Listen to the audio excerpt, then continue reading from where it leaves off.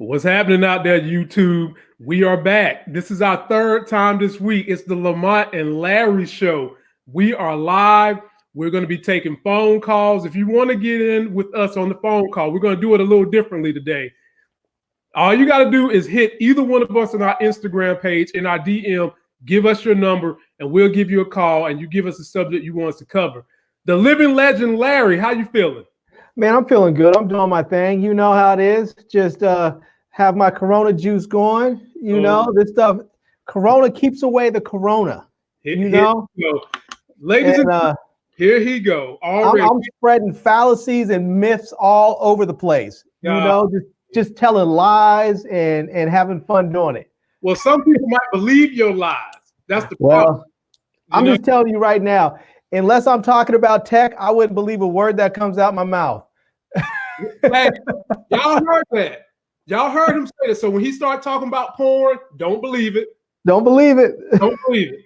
Unless it's a way to get it. And speaking of that, Pornhub actually is giving away their free premium service during the whole lockdown pandemic thing. So if you've ever wanted to try their premium service, you can actually get it now for free. And you don't need a credit card or anything like that. You just go up. I think you might have to sign up for an account, but I imagine you can use whatever email you want to and sign up and get the premium service. What the They're doing their part. They're trying to keep you, you know, in and socially isolated.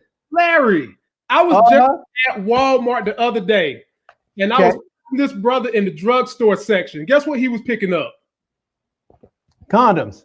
Yep. And you know what I said to him? I said, "This your coronavirus baby's prevention." He just died laughing. I was like, "Bro, you don't want no baby and the Rona?" He was like, "Nah, bro, I don't want the Rona plus the baby." I was trying to keep from getting both. And now Pornhub is trying to have us running around here with a Rona baby boom. Rona baby boom. That's right. They're trying to make sure that you are riled up and ready to go. So, and they're giving you that premium service. So you don't even have to watch the janky free stuff. You can get the good stuff. Ladies and gentlemen, what are we going to cover today as we take your phone calls?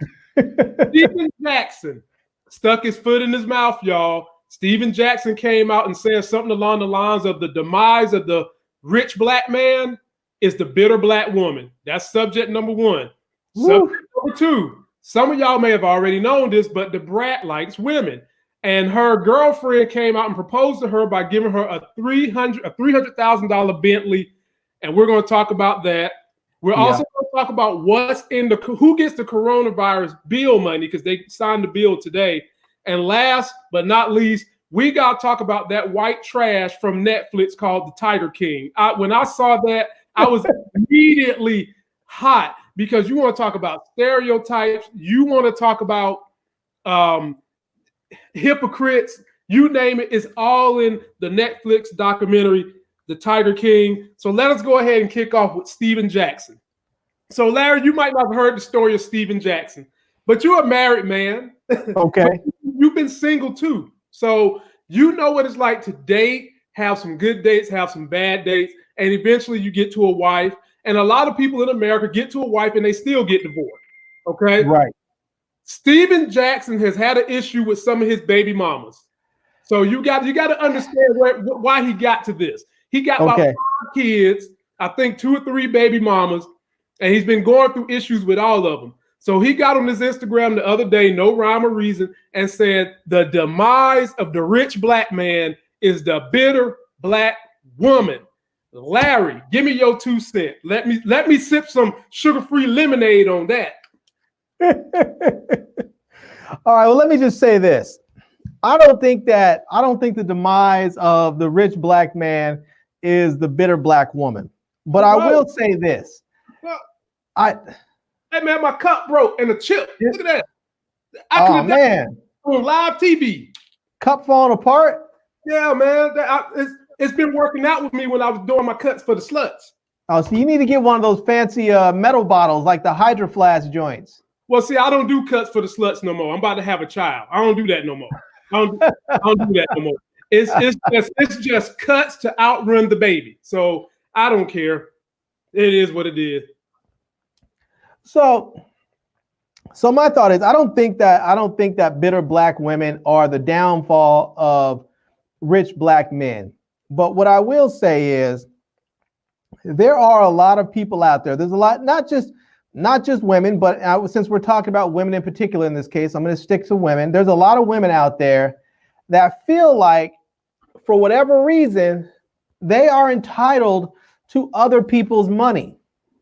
And a lot of women don't look at their children as necessarily as just children. They look at their children as paychecks. They look at their children as a means of financial support for themselves. And I know that's not politically correct to say. I know a lot of people won't like hearing that. But the fact of the matter is, there are a lot of women out there who think that very way. And it's not like this is a new phenomenon. There are a lot of people out there, a lot of women who felt this way for probably thousands of years. There have been plenty of times where I've heard people say, you need to go get knocked up by this dude so that he can take care of you, so you can get some money. And if you're a black dude who has a lot of money and your experience has been primarily with black women and they are up there feeling like they're entitled to your money, you're going to feel a certain way. I imagine that he would probably feel the same way about white women or Hispanic women or Asian women if he had the same experience with those types of women as well.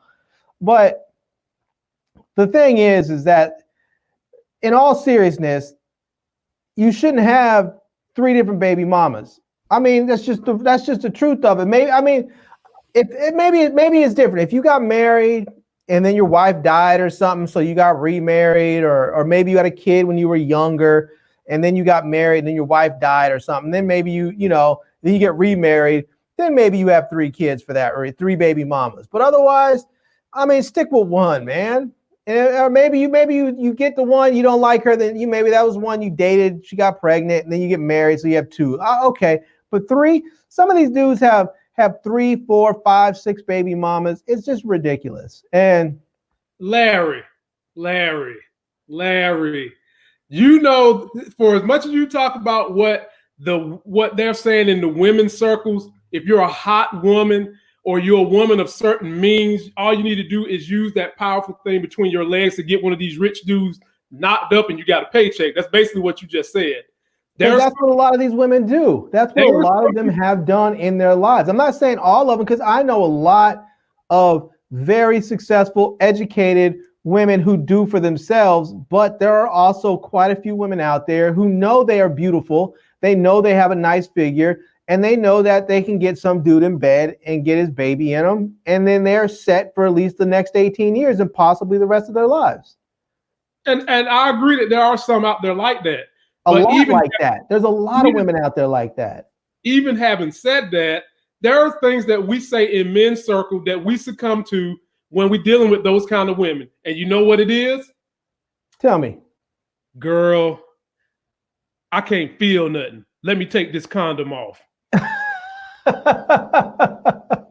And so then you, Mr. Man, that decided you can't feel nothing and you took your condom off when you know that this chick is trying to get you, and then you think you're going to do the parachute method, the pull-out method, when, fellas, nobody pulls out quick enough. No. And if you got potent sperm, that shit can be on her thigh and it'll crawl right up in the vagina and make a baby. Yeah, it doesn't work. The pull-out method does not work. No, that does not work. So it just doesn't. So like Larry said, you as a man are helping to contribute to these women being bitter when you could have, wrapped it up. Because obviously he is mad about whatever the situation is with his baby mamas and his child support. I guess he feels like that's, taking down his net worth or causing him tension and issues. Okay. Get a vasectomy. If you're going to be beating the meat, get that shit snipped on the streets. Cut it. And then you won't have to worry about having no attachments back there. And like he said, we're going to always have people that's going to be chasing money. And then we're going to always have dudes who fall for that weakness, Larry. That's just a cycle. But if you're going to... I'll tell you, my problem with this is that you have people out there that, you'll have a woman that goes out there and she gets she gets knocked up by some rich dude. And now all of a sudden, because he's rich, she feels entitled to have whatever he has. And that's just wrong. Even the way the courts currently are, and I understand why they do it to a certain degree, where they say that you can't change the lifestyle dramatically of going from one household to the other.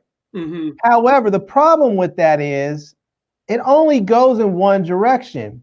So the man could be rich and live in a ginormous mansion or a fancy beachfront house or something and drive Bentleys. And the woman that he knocked up might have been beautiful, but she might have just been some regular old random chick who lives in a one-bedroom apartment in Encino or someplace. She doesn't live any place special and fancy. But now, because he lives in a nice place, well, he lives in a 6-bedroom house, someplace nice. Now all of a sudden, the courts are going to say, well, now you have to pay her, $100,000 a month or $10,000 or $50,000 a month in child support because she needs to be able to provide that child with the same lifestyle that you provide them. 50. And the crazy thing is, it's like $50,000 a month in child support. But see, the problem is it only goes in one direction, because let's say that you're a dude and you knock up some woman who's well-to-do and she's living in a nice house and you live in a 1-bedroom apartment. The courts aren't going to turn around and say, oh, well, she needs to pay you money, or we need to reduce your child support so that you can afford the same house, the same type of house that she lives in. It's not going to happen. They're going to take all your money and give it to her, or they're going to take all your money and give it to her. Either way, they're taking all your money to give it to her. So are you saying that the court system is skewed because women actually deliver the baby? Definitely. I mean, they're definitely skewed towards the mothers. We've known this for a long time. I mean, there's organizations out there that are fighting for fathers' rights, because there's a lot of places where men fight to try and get simple custody and just have a hard time because they're men. I mean, it's clear. I mean, it's one of those clear cases of gender bias. And because it's a man that's experiencing it, most people just don't really care, because they just figure, oh, men don't ever experience that. So most people don't care. But it's one of those times where you have really clear cases of gender bias. My folk AJ from Rose High Stand Up said, unless you Dwayne Wade, because he did his ex-wife dirty. Smart man. Apparently she ain't getting nothing. I don't know what she got, but apparently she ain't get a whole lot. Well, I don't know how that worked out. Yeah, but Dwayne Wade's situation was a little different, because from my understanding, his ex-wife or baby mama, whatever she is, has some mental health issues, and he was able to get full sole custody of his child. Uh-huh. And saying that he did go to court for a long time, and I guess they had a sort of protracted battle, and it was very public, where he was saying she's unfit as a mother, and he wanted sole custody. I think for a couple of years, I'm not even sure that she had even visitation rights. I think it wasn't until, because I remember reading about this, I think it was a while back, that she had to have like supervised visits.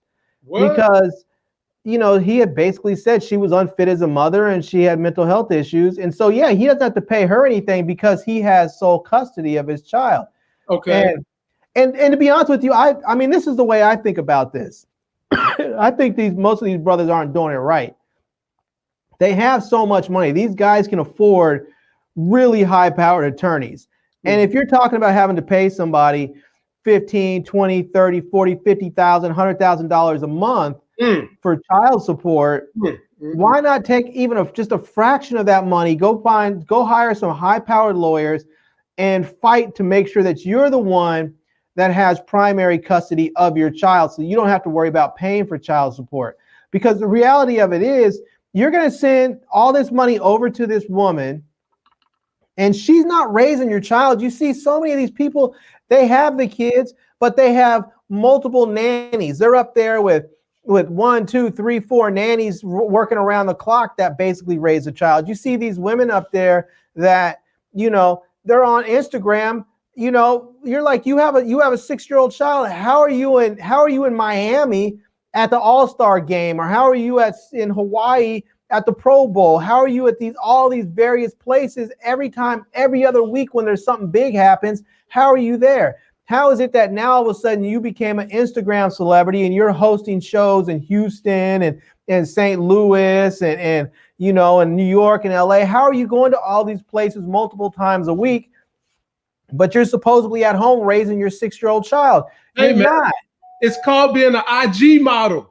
Yeah, but the problem is they're not raising their children. What they're doing is taking the money that this rich dude is giving them, and they're hiring a nanny. So basically, they've used this child as just a paycheck, and they're hiring someone else to raise their child for them. So my point is, as a dude, instead of paying a woman and having her turn around and pay somebody else to raise your children, just fight to get primary custody of that child and then hire nannies. If you're a ball player and you know you have to go on the road, hire nannies to stay with your child. Bring your parents in or whoever. And that way, at least you know where your kids are. You don't have to worry about some dudes running through your ex-baby mama's house, you know, when you're not, you know, when your kid's there. You know your kids are at least going to be with people that you chose to take care of them when you can't be there. And you don't have to pay some chick millions of dollars over 18 years to take care of a child that, you know, I mean, that shit's crazy. I think our whole child support system is effed up, man. So now let me flip it around. Because while you do have that 15 to 20% of these Instagram babes that get up there and they lure a man with that Venus flytrap called a vagina, you do have more number of women who are not Instagram beauties that work hard, get through school, become doctors, lawyers, what may have you. Maybe they're not the hottest babe, maybe they don't have the figure, but then they start dating these mediocre dudes that start cheating on them. What about that group? What's up with that situation? I mean, if you're up there, I mean, some of the stuff that I'm talking about is, because we started off about talking about rich dudes and women who think that bitter women. So, I mean, if we're talking about everyday people, we're talking about, say again? I'm flipping the spectrum now. Right. So if we're talking about everyday men and women, the dynamic changes a bit.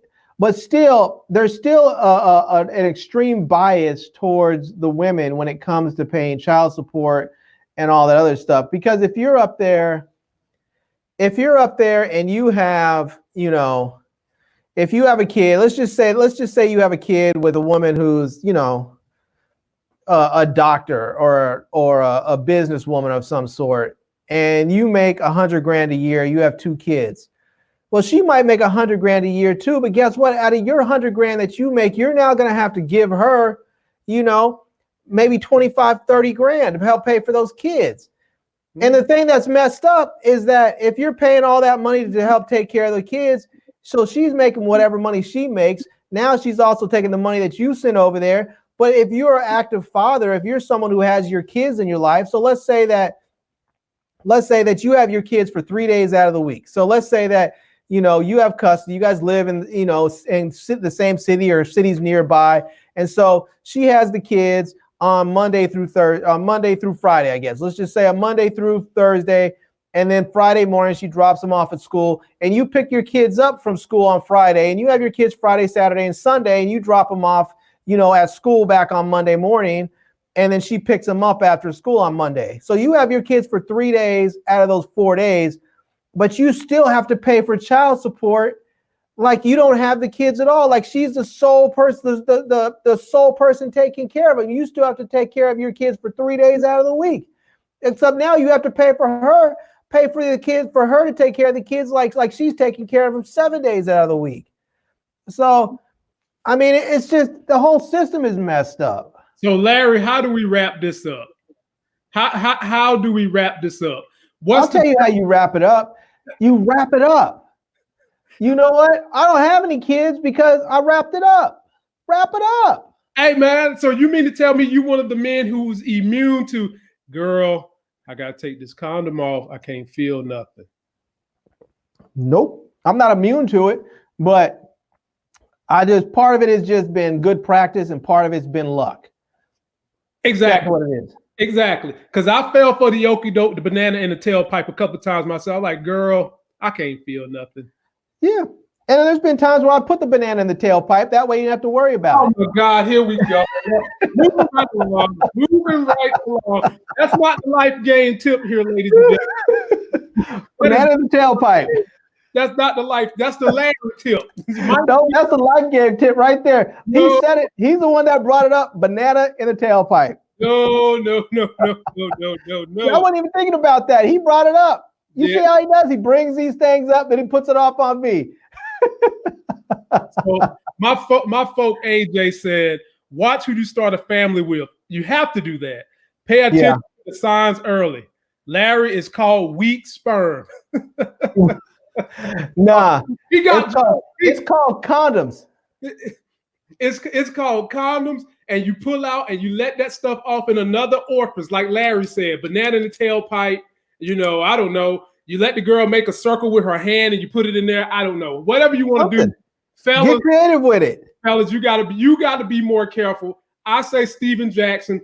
That's on you. You should have wrapped it up. You should have pulled out. But I still love your commentary, brother.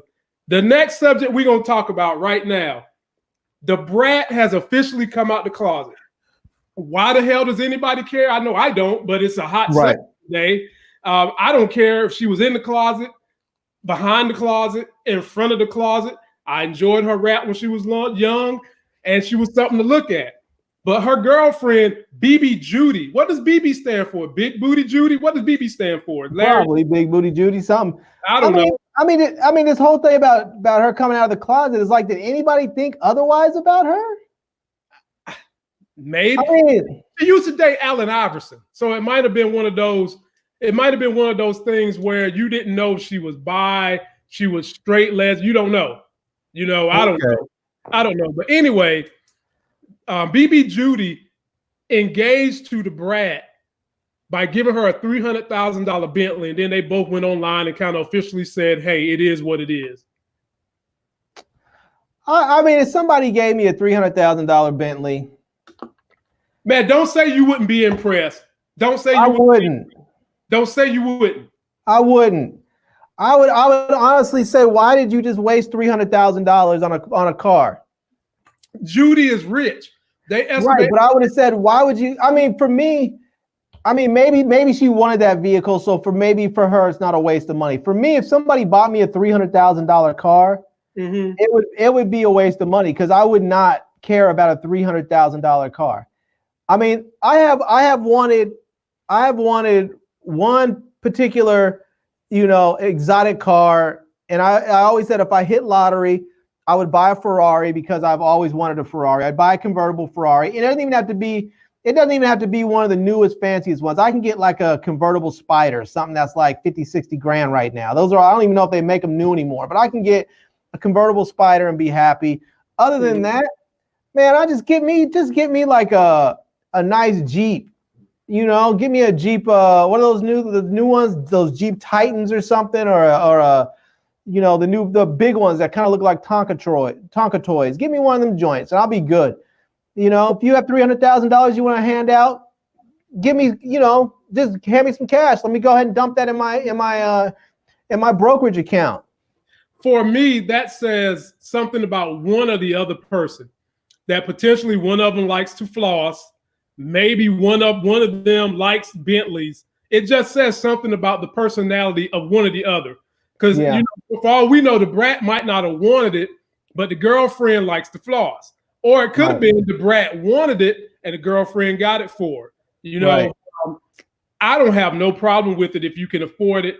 And according to Forbes, BB Judy is worth about $10 million. So she can afford, what's that, 3% of her income? If that, something like that, 0.3%.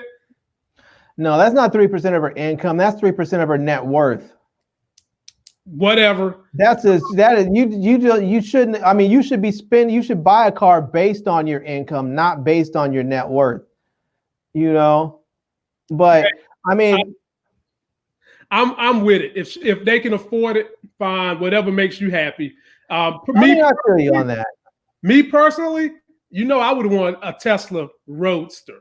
That's what I would. Yeah, I feel you on that. That would be nice. That would definitely be nice. Appreciating value, but it's not about us. It's about the Brat. I'm happy she's happy. And, I'm happy she's going to live out her relationship in the public eye. But everybody already knew they was dating. This is really not news. I don't know why. I mean, that's the thing. People who thinks, I mean, like if you ever looked at the Brat over the years, who thought that she wasn't gay? I mean, we all probably, if maybe she wasn't honest with herself. We all knew she was gay. I mean, come on. Yeah, but we're still not in the point where society is completely accepting of you outwardly coming out and saying it. You could tiptoe around it. You can eat around the cookie to get to the middle, stuff and like that's exactly what she's doing. Yeah, but if she's happy, I'm happy for her. Rock on, enjoy yourself. Right. So I'll leave this one to you. Do you want to talk about who's going to get coronavirus money, or do you want to talk about the Tiger King on Netflix? Well, we'll talk a little bit about Corona, and then we'll jump into Tiger King. So the first thing we have to touch on the latest celeb we don't really care about, and the Prime Minister of England has Corona. Oh, what's his name? Boris Messy Hair, whatever his name is. Boris Johnson. Boris Johnson, right? So Boris Johnson has the Corona. He's got the Rona. Mm-hmm. So he's the latest one. So we now have the Crown Prince and the Prime Minister both have the Rona, which makes you wonder, does the Queen have the Rona? Because those are two people that meet with her on a regular. So or she might have already had it. She might have already had it. That's right. She might have already had the Rona. And to be honest with you, I'll tell you something. I think I might have had the Rona already because when I went to CES, like they said, this stuff started to happen around December and January. And I went to CES in Vegas in January where, there's like a couple 100,000 people out there. And there's a lot of people that come in from China. And people joke and talk about getting the CES flu, where people say, if you've never been to CES, expect that you're going to get sick when you come home.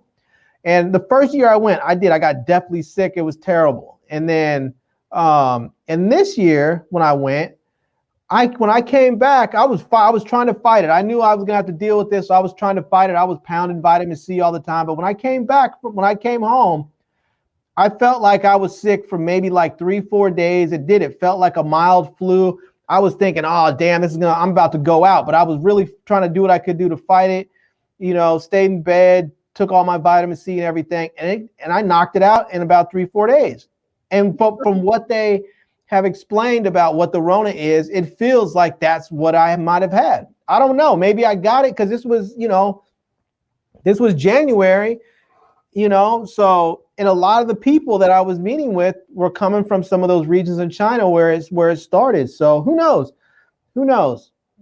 Mm-hmm. But if it is, I mean, if it did happen, I'm hoping that if I did get it, I'm hoping that I did and it's come and gone, because then maybe I don't have to worry about it. But well, brother, I hope so, because we still got to do some recording in DC before my child get here.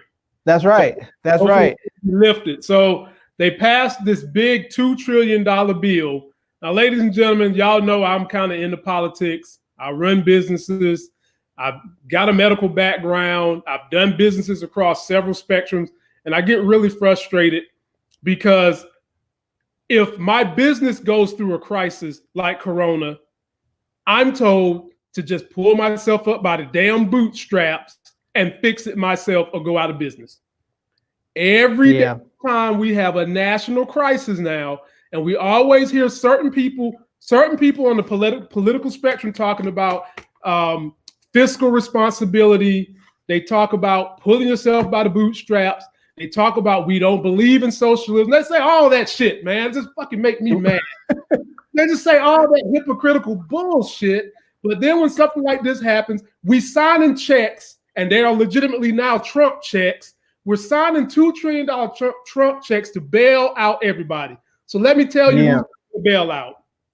If you are single, filing your taxes single, and you make $75,000 or less, you will get $1,200.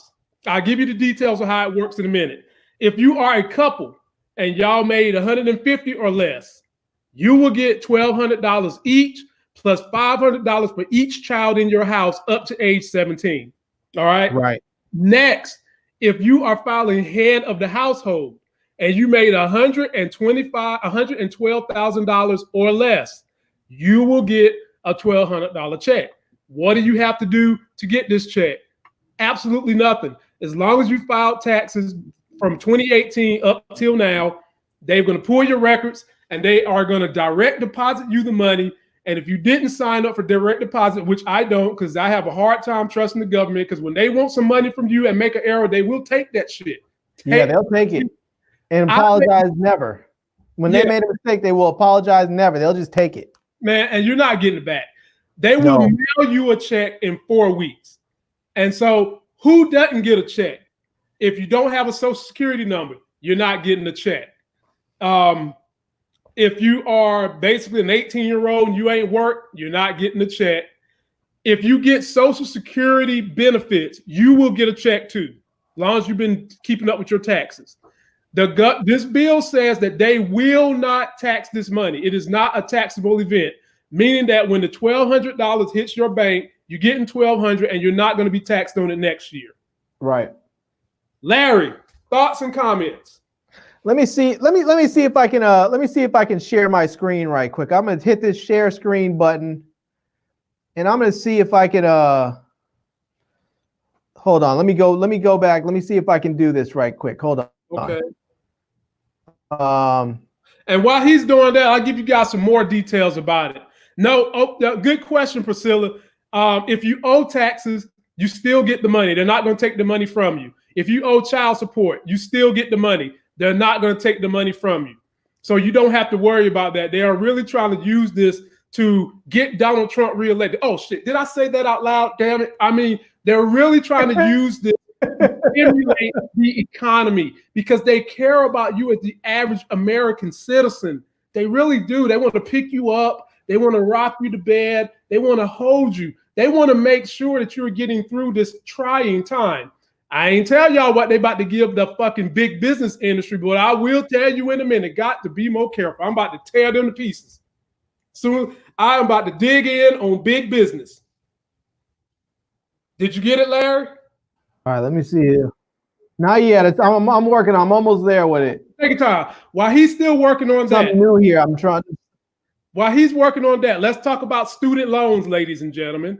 If you owe, it used to be Fannie Mae, now it's called Navigant, whatever it is. If you owe them any money, you do not have to pay them until October 15th, 6 months. And they're not going to charge you any interest. Your payment is deferred all the way to October 15th. So you ain't got to worry about that either. And what else did we learn from this? They also have money for those of you that file 1099 that work in the gig economy. You got it, Larry? Yeah, here we go. Let's see if I can get this to show up here. See, you're in. Can you see my screen? Hold on. Let me go ahead and lock it in. I have to hit the button. There it is. Yep. There we go. It ain't big, but all right. So that is basically a look at it right there. So that's a look at the breakdown of the $2 trillion and what we can expect. Right. So we're talking about put it up here all nice and big to make it seem of it. But if you look at it, individuals have broken out at $560 billion for individuals. Mm-hmm. Now let's really talk about that $560 billion because out of that $560 billion, $250 million are allocated for those $1,200 checks that we're talking about. The other half of that, really more than half of that, because let's see, 250. So it's like it's really like 270 billion is that they have in this individual section is designed to go for people that need extra unemployment insurance. So everybody's not going to get that. So the individual thing is really 250 billion that's going to go out in checks to everybody else. And then other people who need unemployment insurance compensation will get the other part of the other 70 billion. And then you can see right here, 500 billion for big corporations. So we're talking about big corporations are getting twice as much as the individuals. And I say that because with the checks that are going out, 250 billion is really what the individuals are going talking about big corporations are getting twice as much as we are. And then you also have small business that's going to get 377 billion. So you're talking about 877 billion. You're talking about almost in just this little bit right here, you're talking about almost $900 billion. Now you're talking about state and local governments, which they're also going to use some of that to help small business. You know, so now you're talking about another $339 billion. You're just really what your individual just does, because the bulk of this is going towards big business and government. And then and don't get it twisted. The middle class taxpayers are going to pay for all of this. Of course. Period. Of course we paying for it. And then not only are we paying for it, my friends, but these big businesses, they about to be doing something that's supposed to be illegal if you do it on your taxes. You know what it's called? It's called double dipping. And I'm not talking about you dip your finger in some chocolate and then you suck it off on your finger. I ain't talking about that kind of double dipping. They're about to be double dipping the American people because as Larry illustrated, they get that chunk of the pie and some of it is not even a loan.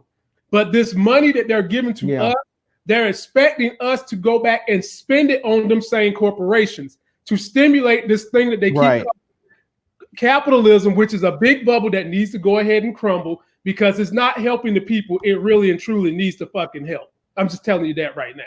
So big business is getting rewarded two ways again when they keep telling us to pull up our damn bootstraps, stop buying Air Jordans, stop buying cars that are too expensive for you, stop doing all this extra shenanigans that major corporations do, and some of them don't even pay taxes. Larry, Lord have mercy. How am I supposed to explain all this? Please keep it going. Speak that truth. Hey man, look. Speak that truth. All I can say is, ladies and gentlemen, if you follow me, you know I'm into politics, I'm into money, I'm into finance. Some of y'all got that app I have, Robinhood. I want y'all to take a hard look at airline stocks, especially Delta. Delta is in bed the most with our federal government. They're not going to let them fail. So wait another 2 weeks for the stock to get down to about $20. It capped out around Christmas time last year, right around $89, and now it has flatlined around $29.30. Give this thing about 3 more weeks because we haven't even seen the peak yet. And buy up if you can. If you can afford to do so, take that money and buy some stock. Because they're not going to let them fail. They're not going to let them fail. And when Obama bailed out GM back in 2008, my banker came to me and said, Lamont, what you about to do with that $500? I couldn't tell him I was about to spend that on a chick, but that's what I was going to do with it. He was like, I'm going to give you a stock tip. Take that $500 right now and put it on GM before they sign this bill tomorrow. And GM was going for $9. The stock had tanked to $9. And I was like, nah, I don't know. I ain't going to do it. 6 months later, GM stock had gone up to $70. Yeah. If you would have took that $500 and bought all that stock, I might not would be sitting here right now talking to y'all on YouTube. My life would change completely different. Hell, I might not have met this special lady that's about to have my baby either. But you know what? I don't want y'all to miss out on the opportunity. Check the link in my video description for Robinhood, the app. Get up there and buy yourself some Delta stock. Yeah. I mean, if the stock prices are tanking and they started, since they announced the stimulus package, since they announced they had an agreement on like Thursday, they had started going, the market started to rebound a bit. But here's the thing. I think this first stimulus is going to help the market some. And then I think it's going to start to level out again. But see, here's the thing. I think we're going to go through probably a second wave of this because we've started to see, they still have all these cases that are going on in the big cities like you have in New York and places in like, in California, they have some of these big cases, these big epicenters, but they're starting to see some of these hotspots pop up in the South and the Midwest. So you're going to have more industry shutting down again. It's going to happen. It's going to be extended. It's going to take a lot longer to get through this than I think a lot of people are anticipating.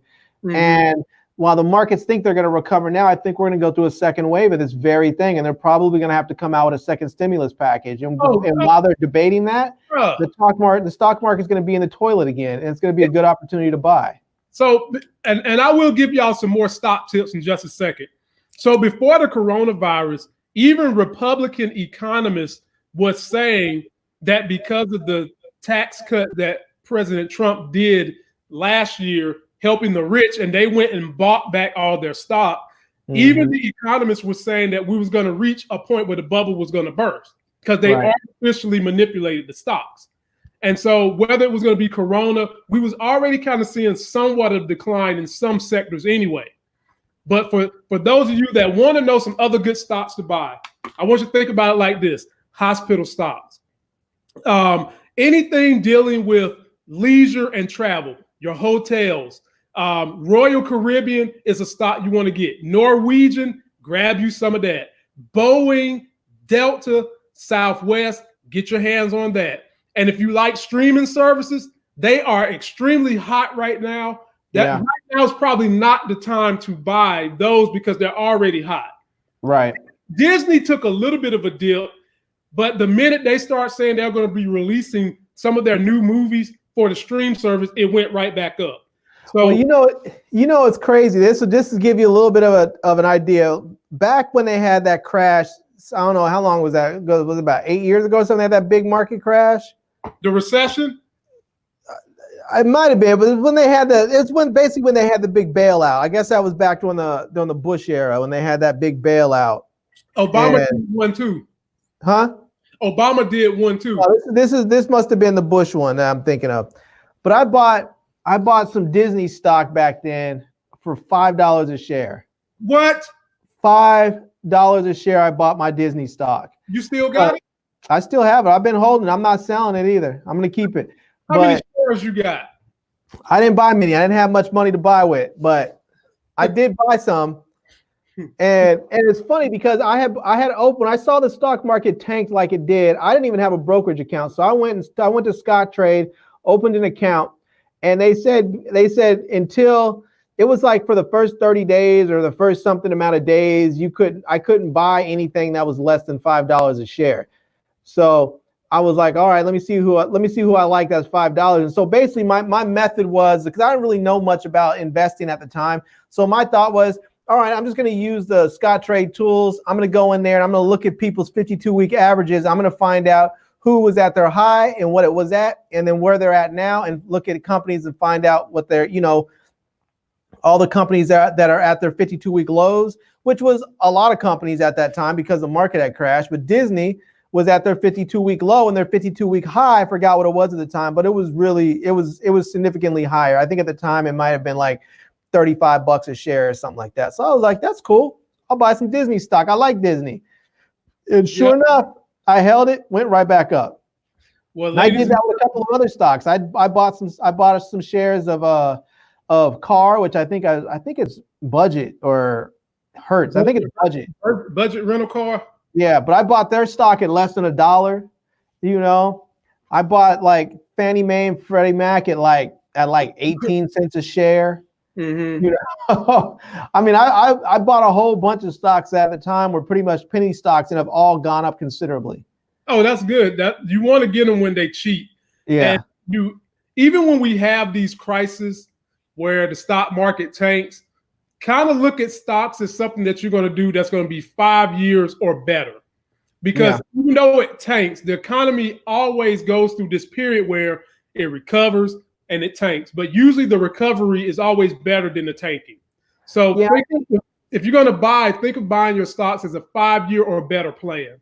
Yeah, I think a lot of people, when they think of stocks and they think of the stock market, because people always have it, if you're in the stock market, you're basically gambling, yada, yada, yada. You are to some degree, but I think a lot of people think of stocks when they think of like the movies where people are up there saying, buy, sell. And they're up there, making these quick, fast deals where they're moving, 200 shares of this company and buying that company and all this other stuff. And they're executing margin calls and everything really. But the reality of it is, like, if you listen to someone like Warren Buffett, he says you shouldn't buy anything that you don't plan on holding for at least a year, And so So you look at a company, you find out where they are. If you know that, if you plan on, so basically with anything, if you plan on buying a company, buying into a company, and you're going to hold it for a year, if their 52-week high is like $30 and they're at $29, that's just not the right time to buy, you know? And usually you can see the historics. You can usually check with some of the, if you have a, you know, let's say you're with Scott Trade or you're with, you know, E-Trade or Charles Schwab, whatever their tools they have. You can you can always just get it from the newspaper or online at different services too, but you can see the graph over like a year or 5 years, or, you know, you can go over whatever year point you want, but you can see generally there's a historic graph. You can see where, you know, let's say that you have Disney. You can see maybe it starts to dip at like, you know, maybe in like February it dips and it sort of will level off a bit. And then you'll start to see where it picks back up maybe in like May, and then it goes up in June, July, and it starts to go back up, and before it finally peaks and goes back down. And you can usually see this historically, so you can know. And so if you go back and you look at how their stock has performed over the last 3 to 5 years, you can usually tell when you should buy.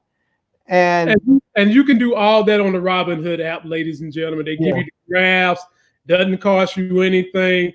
You can start trading and buying stocks immediately once you're connected to it. And when you sign up using my link, you get a free stock. Now, I don't think they're going to give you Disney or nothing like that. They're going to probably give you Ford or somebody like that, but it gets your foot going. And you can go back and see all the historical data. It goes back 10 years, like Larry's saying. Because some of these things have peaks and troughs throughout the year based on seasons. Like Christmas can be a high for a lot of people. And so when there's stocks I'm buying around Christmas time, I avoid those and I go buy the ones who are really cheap during that time of the year. But it's definitely an avenue for you guys to take advantage of, and something you can utilize to give you guys long-term life gains. And you want to pay attention to certain aspects of that industry too, if it's relevant. You know, so if you're looking at something like the medical industry right now, with, you know, if you're looking at companies that are developing vaccines, this is probably a good time, you know, to hold your stock if you already have it. It may not be the best time to buy it, but this is one of these times where if you have a lot of money, you're looking at short-term profits, it may be a good time to buy it and then flip it really quickly if that's what you're doing, if you're a day trader or something. But, you know, but when I say looking at stuff in the news, so let's say that you are looking at buying into a company that does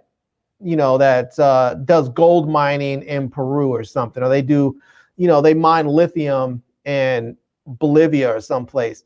Well, if you see that there's political strife happening, then, you know, you may say, okay, I don't want to buy right now because it may not be the best time. They may decide, you may buy something thinking like, oh, I got a great deal. You know, their stocks are normally $5 a share and I got it for $1.80, and you think you got a good deal. And then in 6 months, the government takes over and nationalizes the mine, and now you're asked out, you know? So it could happen. Just be careful and be on the lookout. I might even start doing a weekly stock update video just for my people that are just trying to step their financial game to the next level. I enjoy doing those videos, but people don't really watch them. But for my few people who are empowered, y'all up here watching us right now, AJ, Virgo, Patty, Tim, I will start making those videos for y'all. So as I come up, y'all come up with me. Now we got to talk about the last sketchy thing on this list, Larry. Lord have mercy. I know we like to end this talking about TV shows, what's crazy on TV. Wait, before you go to this one, because I know this one's sketchy, we're going to get into it. I want you to talk a little bit about the show that you just did the preview for today that you dropped, the Black AF.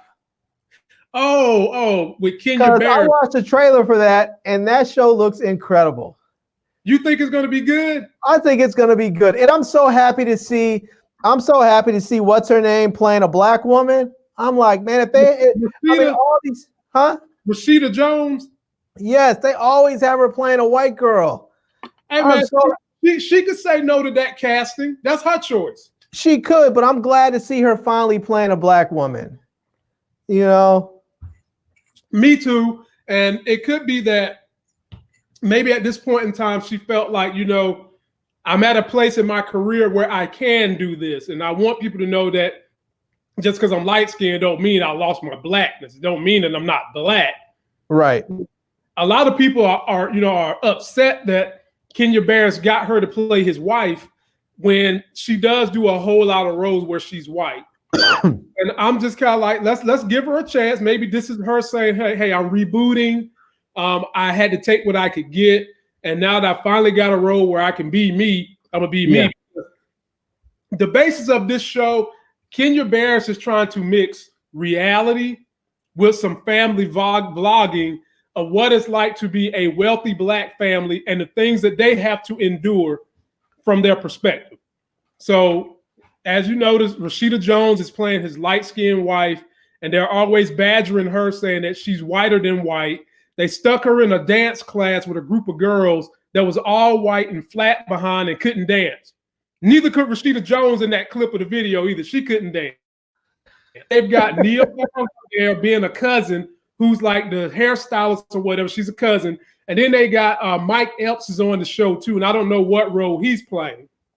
But you're basically following Kenya Barris as he's going through trying to create videos, showing you what it's like day to day for him to go to events where there's not a whole lot of us. And the way, even when you're rich, people still treat you as if you you right off the boat from 1802. And he's just trying to give you that experience so that you guys can fully see what it's like. Because just because you got money still don't mean that you've been accepted in all white circles. That's right. That's right. It looks like, I mean, it looks really, really fantastic. It looks like it's going to give people a sort of an inside peek at the way it is to be Black in Hollywood.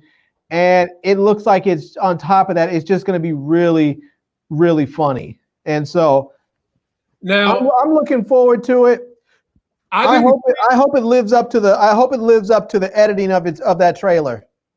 I hope so too. I didn't see a whole lot of what I would deem funny, but I'm hoping it's going to do more. I'm there for the message. A part of what I saw was funny. Is like, what's his name? That dude, I can't remember his name. He's a light-skinned dude. He used to do a lot of short videos online, like on.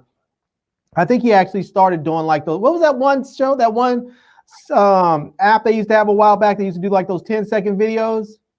TikTok? No, before TikTok. Don't give me something like an L, huh? Don't get me lying.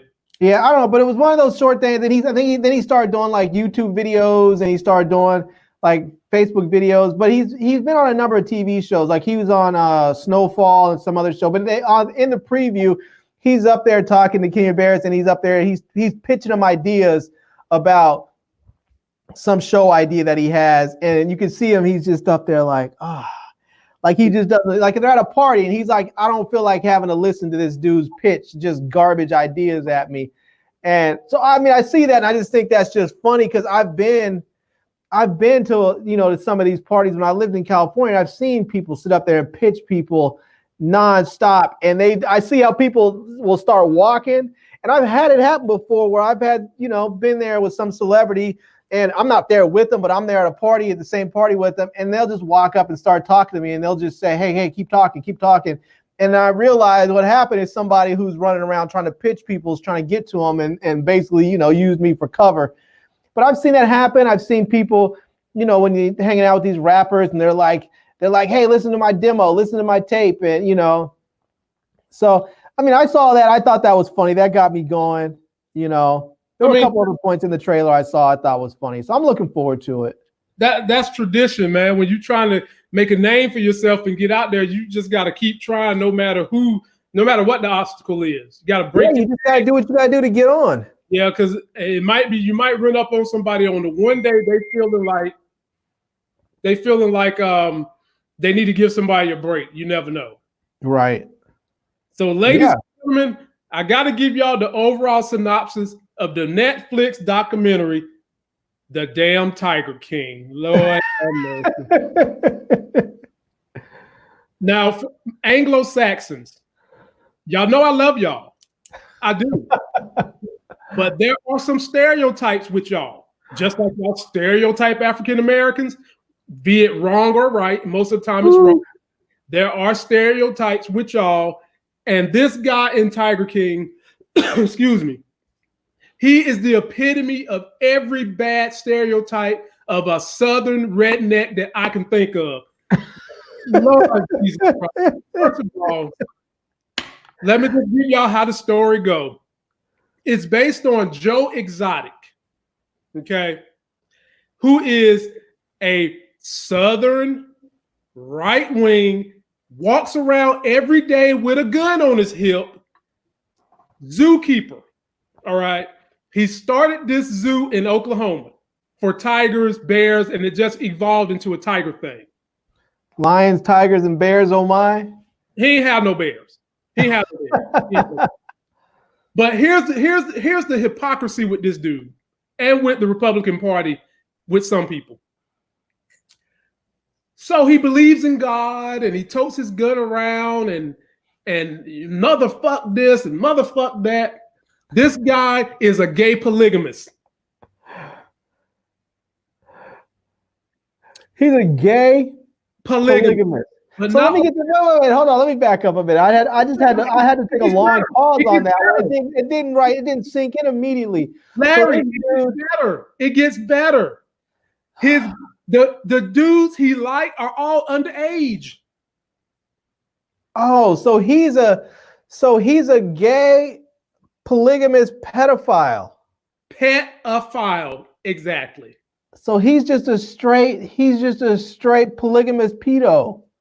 Straight from the slave master house. That's what it looks like. And what is he like? Does he like black dudes too? Is that his thing? No. Oh, okay. Is there anything in what I just described that sounds black? Well, no. You said he's straight from the slave master's house. So I thought maybe he was doing something where he was like dipping in the slave quarters trying to find these young boys or something. No. And manipulating these young boys. No. He is the one out there that was whipping the slaves to keep working from 7 in the morning to 10 at night. That's him. So wow. He starts out with like 1 or 2 cats. Then he figures out, okay, if I let people come and pet on the little tigers, I can make extra money doing X, Y, Z. And then he hires all these weird misfits that are similar and quirky to him to run it. So if you're thinking there's minorities and diversities working this zoo, you can just forget that. It ain't going down like that. He started his own original TV show way before there was YouTube, kind of like what you would see for those fuck boys on Reddit. He's definitely in that group. And y'all probably know a boy on Reddit who loves Trump that would have been watching this guy back in those days. So he's one of them NAMBLA types. Yeah, he's one of those boy love type people. Yeah. But what happens with him is he gets into a quarrel with a lady, and her name was Carol Baskins. Okay. And she was an animal rights leader, and she had not a cat zoo. There's a difference. She had a reserve. And someone might be saying, well, what hell? What's the difference? You get to go pay money to go see both of them. Okay. The zoos groom animals, make animals mate to keep the livestock going. And when they get to a certain age where it's costing them too much money to feed them, they'll put down the old and just ring in the new. That's a zoo. Right. A reserve is a place that's specifically designed to take animals who can't make it in the wild or animals that are endangered species. That's the difference. And this lady was running the big cat reserve, and she kept running across this guy here who kept doing all these different things, manipulating the animals, letting animals take rides on tigers. And this brother was doing the most. Wow. And so to make this long story short, what happens is they get into about an 8-year feud. She's building a team with PETA and the federal government that you shouldn't just be able to set up a backyard damn zoo and then hire Tom, Dick, Harry, and Willie with no teeth from West Virginia that are all your boyfriends that you've given the banana in the tailpipe to run the okay? Oh. And it gets so heated that some of the dudes that followed this guy online put a bunch of anacondas and little venomous snakes in this chick's mailbox. She goes out to open her mailbox. What? She opens the mailbox and all these snakes just come flowing out, just floom. What? And then to finish this all off, he winds up hiring somebody to kill this chick. No. He did they do it? No, don't tell me because I'm gonna he got murder for hire. Damn. He got caught, and that's hence you have your 7-part series. Now, white people, this is what black folks mean when we say y'all love y'all animals better than us. This is exactly what we're talking about. That's what we talk about when we talk about white people shit. Yeah. That's white people shit right there. This fucker is sitting down there eating a piece of steak with the tiger. Nigga, bruh, how you know that tiger ain't gonna mistake your lip for a piece of that fat on that steak? He's down there letting children share ice cream with tiger cubs. Why, as a parent, why would you let your kid up there next to a tiger? If my kid said, I want to go pet the tiger, I'd been like, yeah, so do I. But it's not gonna happen. Bruh. And it's sad to me that you have to sometimes protect people from themselves. It makes no sense to me that you have to do that. But this is one of them situations where they had to put laws in place to keep people from just setting up zoos in your backyard.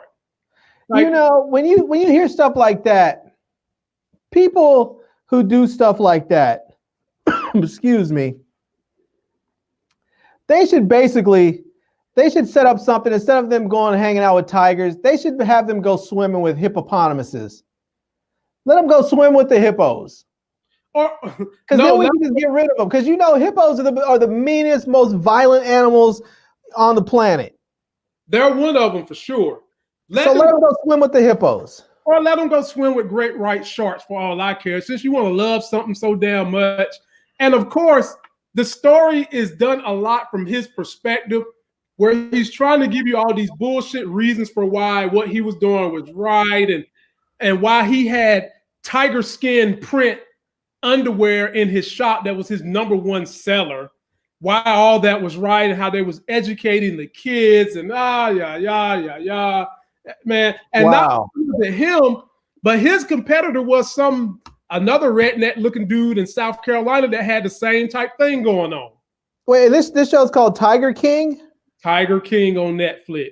I'm about to go add it to my queue right now. You will be so hooked on just this mysterious lifestyle if you're black, and you'll be like, ain't no way the government or any state municipality will let us get away with that for a long time. Not as long as these dudes was exploiting animals, making money. It almost makes you feel like slavery all over again. You taking these animals, you're breeding them, you're letting people come do petting tours and all this other bull job. Nothing really to conserve the animal. When they get old enough, you just off them because you've got offspring from the young ones. It's simple as that. That's just crazy. Yeah, man. It's you won't be able to stop watching this train wreck. All right, I've added it to my queue. I'm gonna go watch that because that just sounds nuts. Yeah, man. And then moving on, in a last piece of news, the NBA today announced that they will be slashing the executives of the basketball team's salary by 20%. Damn. Got to be okay. So what's that mean? They're gonna make what? 15 million instead of 20? I saw where the average GM salary is somewhere like $1.5 million or something like that. Right. 1.5. So instead of making 1.5, we're gonna cut your salary down to like 1.2 and a half or something like that. Right. Yeah. I mean, that's a nice healthy hit if you're making 1.5. That's a nice healthy hit. Yeah, but I mean, I'm still crying duck tears over here, man. I feel you. I feel you. Bro, so in any event, the NBA is showing that it's not only affecting, people who are middle class, it's also affecting people who are deemed in the upper class too. I mean, supposedly, yeah. That the thing that's really hurting people is there's a lot of people that work not necessarily for the league, but work for the arenas. So people that do food services that work there, people who are ushers. There are people that do security. I mean, there's a lot of people that work for these arenas that don't have really anything to do with the league. They just work the events, and those people are suffering. So I mean, for those people, yeah, maybe the league is cutting the executive salaries. Maybe what they should do is create a fund and pay some of those people out, help some of those people that to continue to be able to survive. I agree. Now, the good brother Drew Brees, when he retires from New Orleans, that's going to be a sad city because that guy has given a lot of his money. It ain't like he made a whole lot. I mean, he made money, but comparing him to some of the other quarterbacks that have signed really big deals, he hasn't signed like that big home run hit deal. Either way, that brother just gave $5 million today to the coronavirus efforts in New Orleans. I was like, and when Katrina hit, he gave out like $6-7 million, man. Yeah. And not only did he give out the money, but this is what separates someone who's using money for charity versus someone who really believes in a charity. He gave out the money, then he went and volunteered his time in a place where he could have got COVID-19, but he had on a mask and all that. He went and helped those people load up the medical equipment because they were short-staffed. Now, see, that's somebody who really has an altruistic duty to where he's living. Right. That's not fake. That's not fake patronage. That's someone who feels connected to his community. And I got to give Drew Brees a salute for that. Drew Brees, I want to come in with you the next time I come down to New Orleans. Let me pick it up. There are some people out there. There are some people out there that are famous, some people that are wealthy that I don't always care for them personally, but they have done some good things in the world. They have made a point to try and do good things in the world and without seeking the attention, that goes along with it. So they're and some of them have actively tried to avoid being recognized for doing stuff. Like during the whole Katrina thing, what's his name? Sean Penn was down there, and I remember at some point he was down there just doing stuff, and all of a sudden some news reporter saw him and said, "That kind of looks like Sean Penn," and sure enough, it was.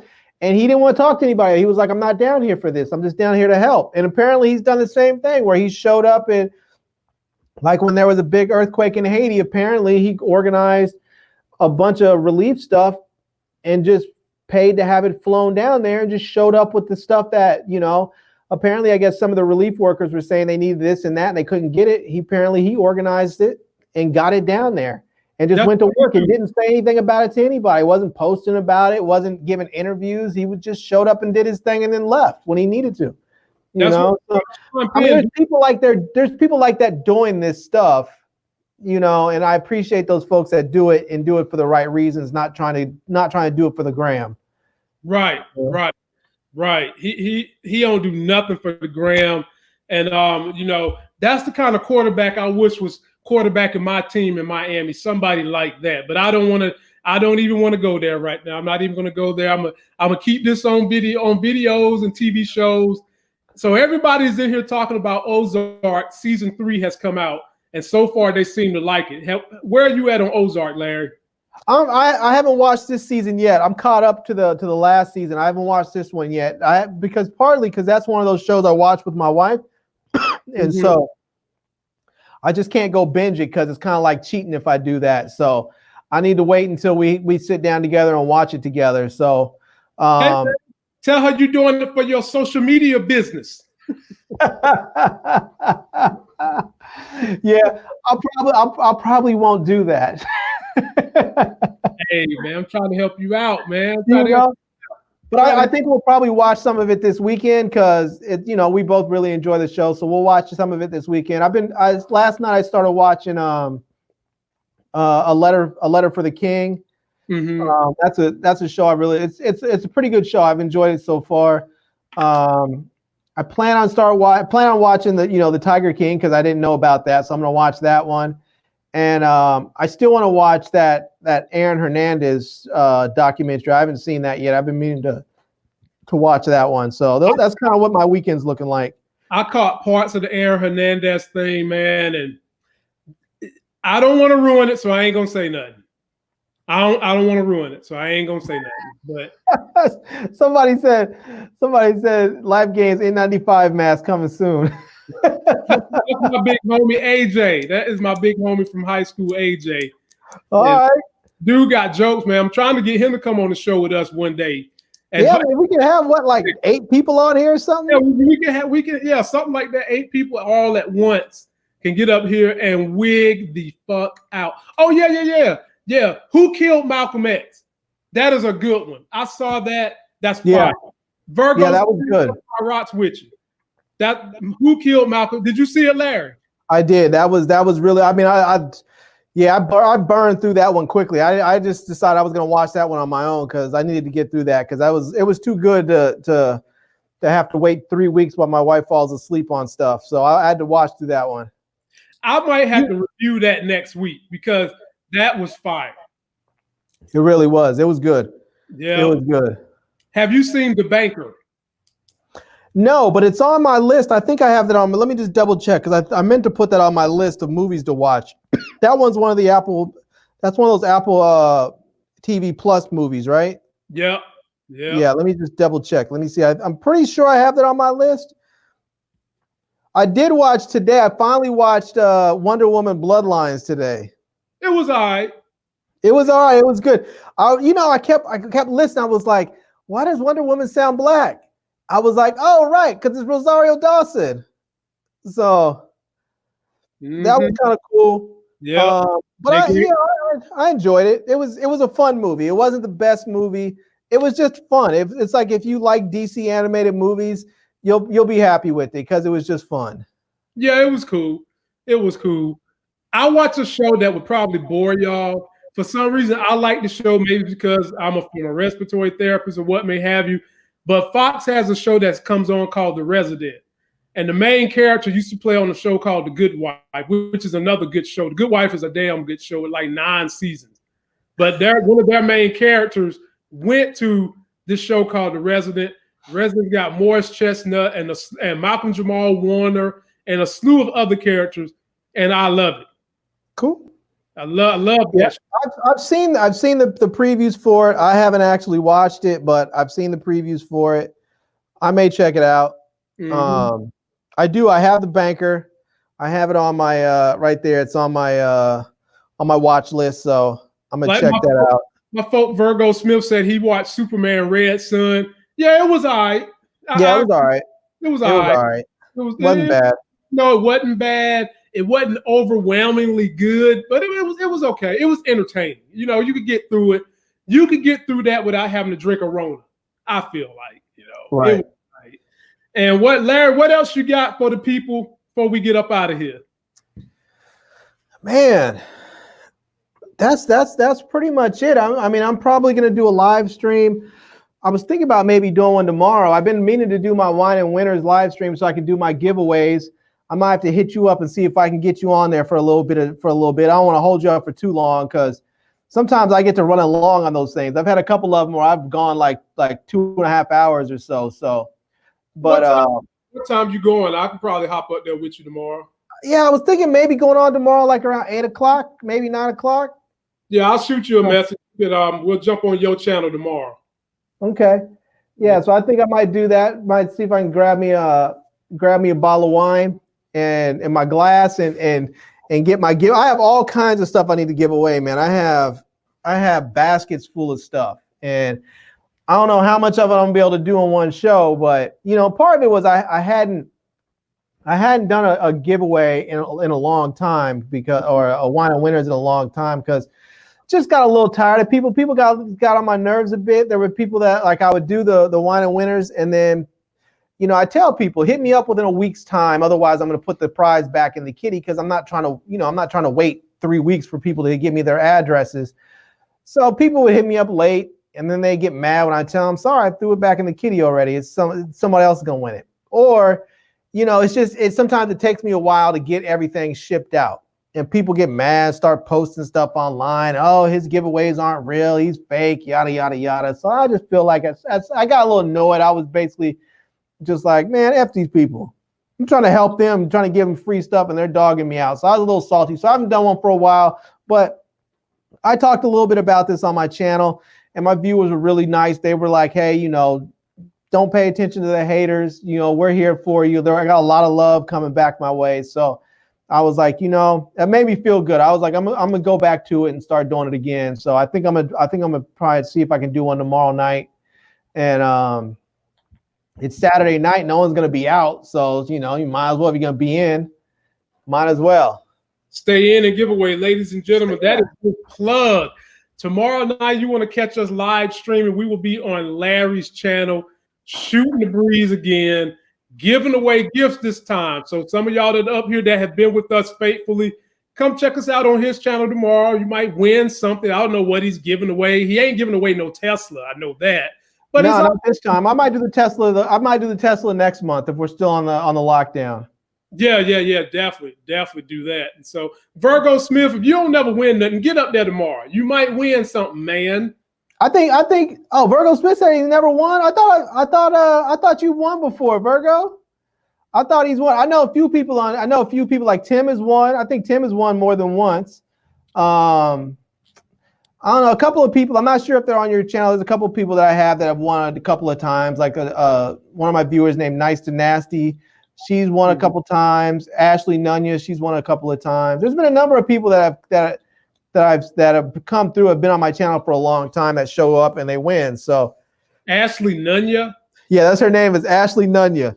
What's she trying to say? None of your business?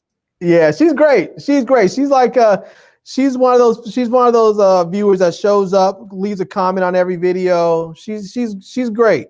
You'll like her if you see her. She likes to talk a little bit of smack.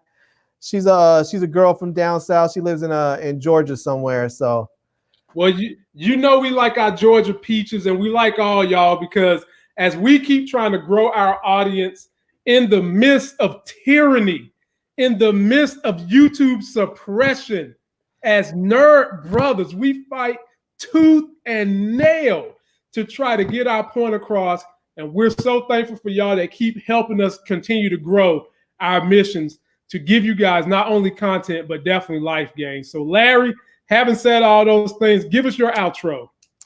All right, everyone. It's been fun. It's been real. And we've gone a little long tonight. We're getting longer every time, and I like it. So, I hope everybody's having a good night. I hope everybody's staying safe and have a nice isolated weekend.